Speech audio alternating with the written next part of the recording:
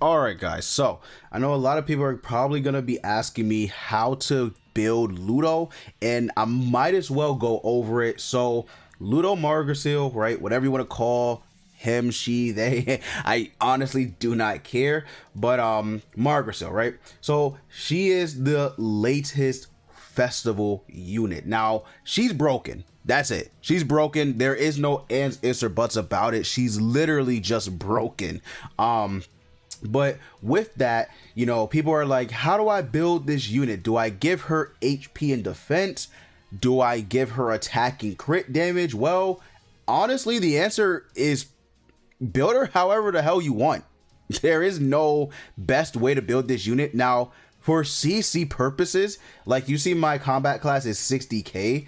For CC, if you care about that, just go HP and defense.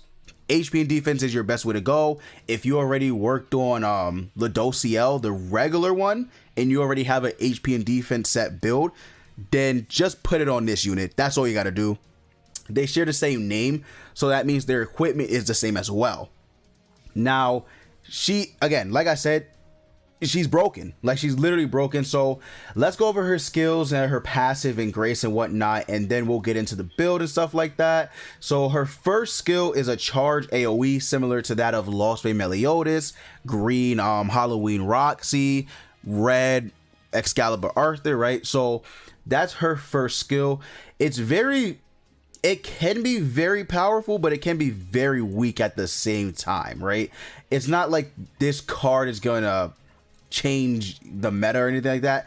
It's really this card right here. So her buff card changes everything. It literally changes everything. So on rank 1, it removes debuffs from all allies, right? It does that on every single rank, by the way.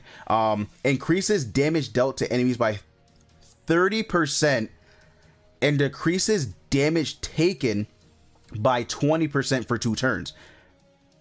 So just off the rip, it's powerful. Then on rank 2, increases damage dealt by 40% and decreases damage taken by 30%. And then on rank 3, it increases damage dealt to enemies by 50% and decreases damage taken by 40%. And then increases basic stats by 20. Yo, she's insane. Like, I don't know why they decided to buff her so much. I personally I didn't think she needed the buff. She was already good pre-buff.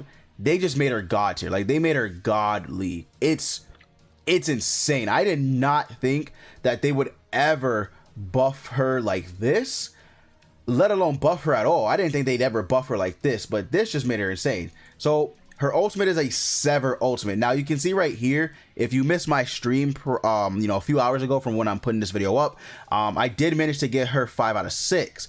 However, 6 out of 6, she gets what Chandler and Valenti have.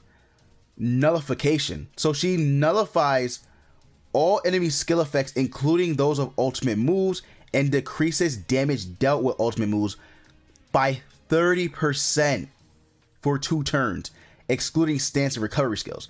She's crazy. She's literally crazy. I'm telling you that right now. She is insane. I probably will chase the last dupe I need, not right away, but before the banner leaves. I definitely probably will get her 6 out of 6. She's crazy good. Like, she's actually just, in terms of the festival units that dropped, she is by far the best. Like, the best. Merlin counters her, but a lot of people don't run Merlin without Amelia, which is kind of unfortunate, but it is what it is. So she's just that good. Like, she's literally just that good that she's ran with a team and she makes everybody on that team just go crazy, including herself, by the way, including herself. So let's talk about her grace and her passive. So her grace is different from base Ludo. So this is her grace, right?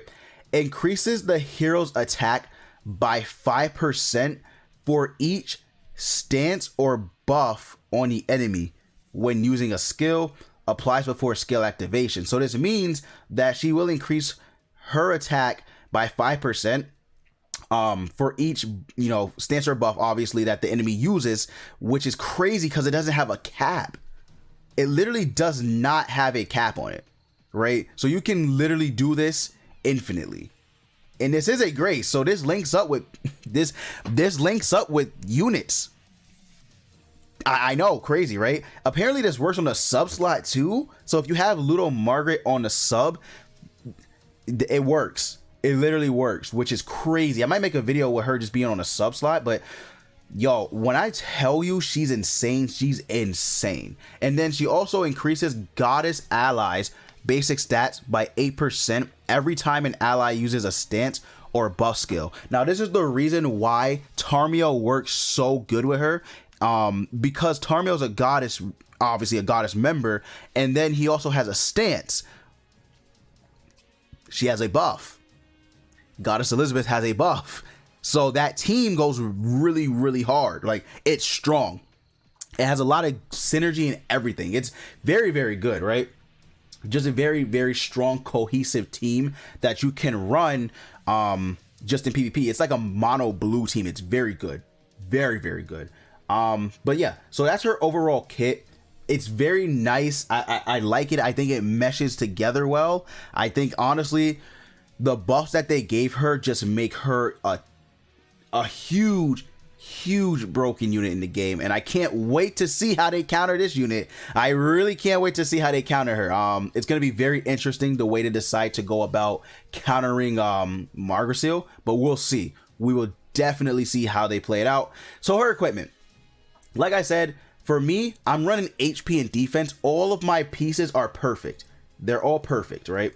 Now her CC is high because of that, but you can change this for crit damage if you wanted to, right? You could give her an HP and crit damage set, because honestly, the chances of her critting are pretty good because this hits multiple times. Like, if we go ahead to the preview section, this hits a lot of times. So the chances of you critting are actually pretty high. If you don't crit, the card is underwhelming. Not gonna cap. If you don't crit, it can be underwhelming, unfortunately, but for the most part, I think many people are going to be able to crit with this unit. I just feel like they are, especially because they run her with Green Gother. It's literally like her crit chance goes above 100%, right?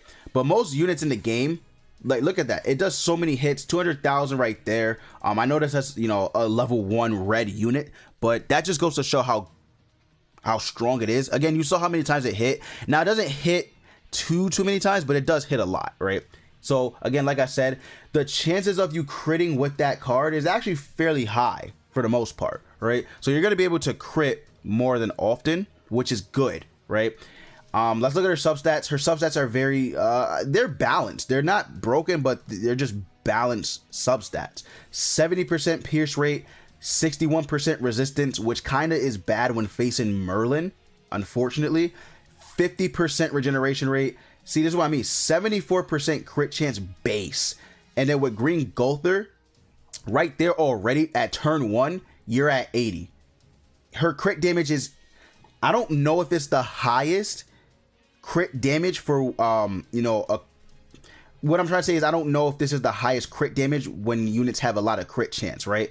But 206% crit damage with 74, that's insane.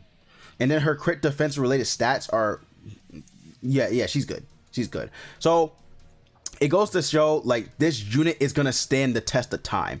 Unless they release a green unit that disables buff skills, lowers attack and defense, something crazy, I think she's going to stand the test of time. And she's going to be very, she's going to be meta for a long time. She's going to be very meta for a while, I feel like. So like I said, her equipment can be ran with HP and crit damage, HP and defense.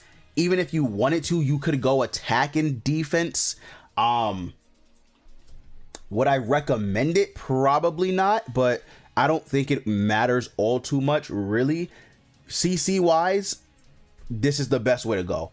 But attack wise, maybe you just want to run attack crit damage just to get the most optimal attack out of her, right?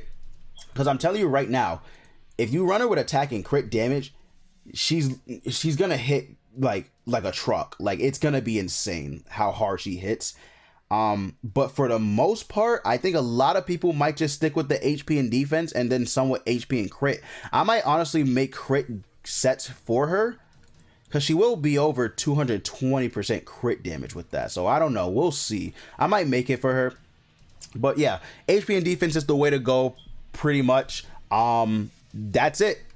That's it for the video. If you guys did enjoy, go ahead and leave a like for the algorithm. Comment below how you're building your little Margaret if you did pull her. And yeah, that's it. I'll see you guys later.